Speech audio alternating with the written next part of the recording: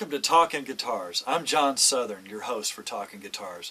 This first episode is really exciting. We get to go to Arlington, Texas and tour the biggest guitar show in the whole world, the Arlington Guitar Show. This was their 21st year and we get to get right in the middle of it. So come along with us to Arlington, Texas for the world's biggest guitar show where we're talking guitars. This is a 1957 Stratocaster. It's a two-tone. As you see, it's just yellow and the dark brown or black on the outside. It's got significant wear on the fingerboard here. And the asking price for this guitar at this show is $30,000. Yeah, pleasure. This is a 1954 Fender Telecaster guitar in excellent condition. They call this a blonde finish. This has the black pickguard on it, which makes it extra collectible. And because it doesn't have any belt wear or rash on the back of the neck is in good shape, the front of the fingerboard is in good shape. This particular guitar is valued and for sale at this show for $60,000.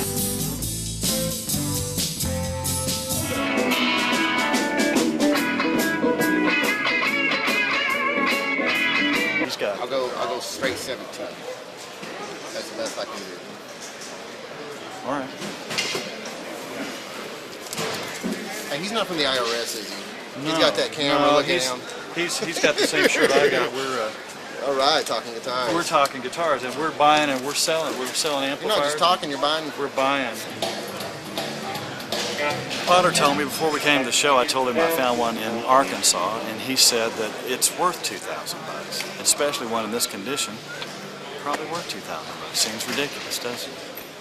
But here it is. Look, me and my new old amplifier. Here it is. Mint condition, like new. Looks like a reissue, but it's not. It's the real deal. 1963 deluxe amp with the real Fender speaker in the back. Look at the gold on the back of the amplifier and the speaker.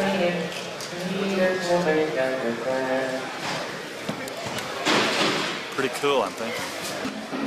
It's 1955 or 56. It's dated. The pots are dated 44th week of 55. Was reportedly a one-owner guitar. Tom Murphy and Terry Mueller took it apart this morning and dissected it. It's for you, I'm going to have to answer this. I guess for me. Hello. Yeah. Davy Crocker, how does your mustache grow? Do you trim it every morning? Do you trim it every night? Yeah. If you didn't trim it all, would it be a fearful fright? If you ever grew a beard, would you please tell us this? Did you grow it down so long that you couldn't take it? Davy Crocker, how does your mustache grow?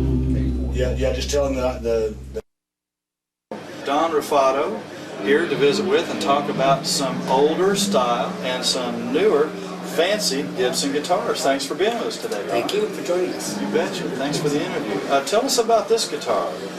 This is a Ren Ferguson Master Museum piece. Ren is one of the premier guitar builders in the world today. He's building 12 of these this year, all spoken for already. Every piece of shell is hand-cut, hand-set. It's just a fantastic, fantastic guitar. And you said it was made out of koa wood, curly koa, is that what we call It's that? flame koa and then quilted maple, and the top is Sitka spruce with an ebony fingerboard and bridge. And once again, all the guitars that we make, we still adhere strictly to the old school methods of building guitars. Dovetail neck joints, nitrocellulose lacquer, hand carved and scallop bracing on the interior of the body. And that goes from the bottom of our line all the way through these types of guitars. We don't compromise on any of those details. Just give you an idea of the sound of a Ren Ferguson guitar.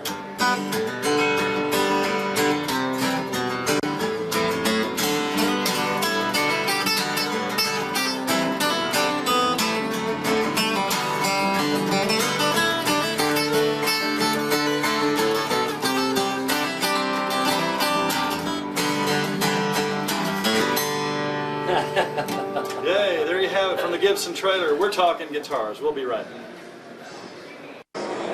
Marty, you got some really fine amplifiers here. I noticed you've got a lot of original tweed amplifiers and some exceptionally fine condition early 60s amps. Can you tell me in particular about that Super that we were talking about? Is that this one or that one?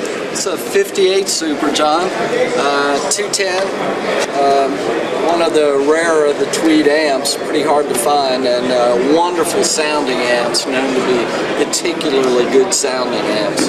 Being $70,000 to $80,000, can you tell me what makes this guitar sound better, play better than a Mexican Strat that comes off the shelf at your store?